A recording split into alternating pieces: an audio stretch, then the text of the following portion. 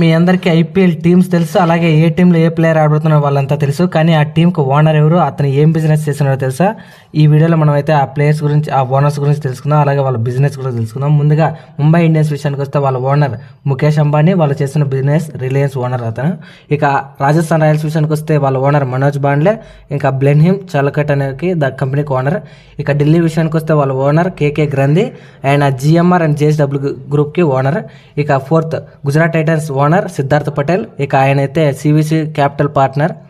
ఇక Lucknow super Giants విషయానికి వస్తే వాళ్ళ ఓనర్ సంజీవ్ గోయింకా, అలాగే ఆయన బిజినెస్ ఆర్పి సంజీవ్ గోయింకా గ్రూప్స్. ఇతనైతే రీసెంట్గా రిషబ్ పంత్ ఎందుకు అంత ప్రైజ్ ఉన్నారని దానిపై కూడా ఆన్సర్ ఇచ్చాడు.